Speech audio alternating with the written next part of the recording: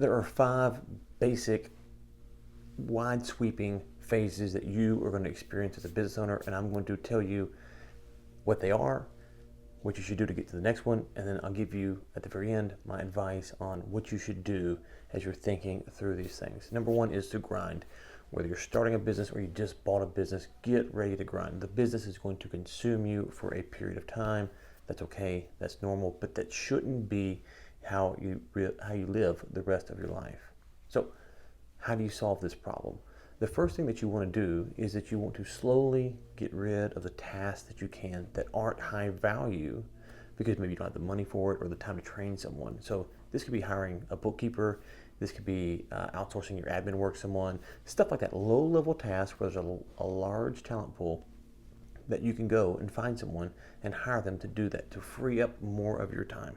So find the small things, delegate them, hire them. They're low cost, they're easy to transition. Number 2, grow. Now, as you start to delegate those things and you outsource those things or you hire someone full-time, whatever it might be, now you want to focus on growth.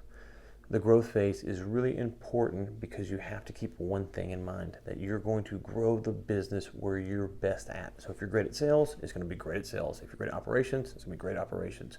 So as you're growing, you need to think about, okay, what am I good at and how do I hire someone to do the things that I'm not good at? So if you're sales, hire an ops guy. If you're an ops guy, hire a salesperson. If you're a finance person, hire an ops or a salesperson. Whatever it might be, as you're growing, you need to start hiring people who are great at what you're not good at, and you focus on what you're good at. Step 3, or phase 3, remove. Now, a lot of business owners don't like this mentality, but it's true. Once the business is thriving, once you're stable, once you've filled in those gaps, the business is doing okay, it's thriving, if you will, it's growing up and to the right, or it's leveled off maybe even, and that's a good spot.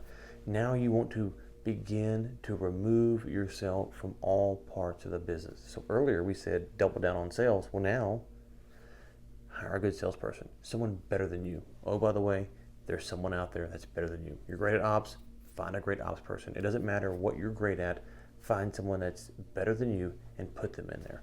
And do that for all the areas, right? So you're constantly improving the business by bringing in people that are better than you have or had, or better than yourself. So remove is phase 3, which gets us, and the final part of remove is eventually you want to put in a CEO or a president, depending on how it's structured, someone to run the business that day.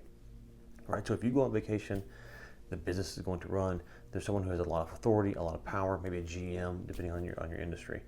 Step 5 is remote. Now, this doesn't mean you have to work remote. You have to move. You can move across the country or whatever, but you could, right? So you might want to go focus on buying a second business. You might want to focus on playing more golf or traveling or whatever it is, seeing the kids and grandkids. At this phase, your business can run without you. If that bothers you, then understand that you are limiting your ability to sell. You're limiting your ability to sell if you don't remove yourself from the business. So if you can't be remote, if you don't have to come in, then the buyer is going to look at that and go, I have to possess the same skill, talent, knowledge, etc. that this person does. And if I don't, there are going to be problems in the business.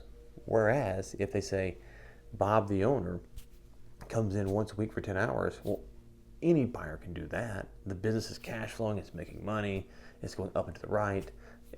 Anybody can do that. At least that's what buyers believe, and so that's what they're going to want to buy into. That's the vision you're selling them, is that you don't need me. You're buying the business. Remember, they're not buying you, they're buying the business.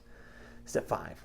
Step 5 is to exit and retire, right? And so at this step, it's pretty simple. Either you're going to sell the business or you're going to retire. Now, the tip I give every business owner that I'm coaching is you need to want to take 1 or 2 paths, and there is a third option, but 1 or 2 paths. Option A is you're building a sellable business, which is what I just described, right? Those steps get to a sellable business. That's option 1. Option 2 is if you don't want to do that, you love the business, you want to work in the business, then take the business, take the profits, and go buy a second business, go buy in stocks or real estate, whatever it is that you like that you can manage. Go do that. What happens is that so many owners, they reduce their taxes, they take the cash, they've got some kind of stock plan, a 401k that they've put some money into, But they think that the cash and the 401k and then what they sell the business for is going to be their retirement. And when they find out that the business wasn't built to be sold, the value that they thought that they could put on the rest of their life goes down tremendously. They thought they could sell for $3 million and it's worth $1 million, right? So you've got a big problem. That's a $2 million discrepancy there.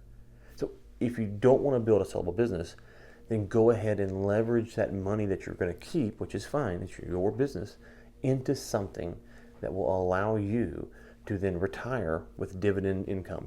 Again, it could be a small business like a gas station or something like that that's you can kind of manage on the side. It could be real estate that you're getting checks from. It doesn't matter, stocks, whatever. Something's going to pay you dividends for the rest of your life, that when you exit this business or retire from this business, you shut it down, then you can continue to live off of some other source of income. Because if it's not sellable, you need to have a ton of cash somewhere coming in somehow that you can live off of. And the biggest thing we see is business owners get to step 5, they're ready to exit, and the exit number is nowhere near what they need it to be.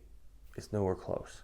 It's sad, it's tragic. We hate seeing that. So step 1, let's go through them again. Step 1, grind. You got to grind it out for a period. There's no escaping that. Step 2, grow. Step 3, remove. Step 4, go remote air quotes. Step 5, exit or retire. Those are the 5 phases that you should go through as a business owner. And if you do those 5 steps, those 5 phases, you hit those 5 as I've described, you will have a very good chance of retiring for what you want to retire for, or exiting for what you want to exit for. But the key is you have to have that mentality starting today to hit those goals. Let me know what I missed in the comments below.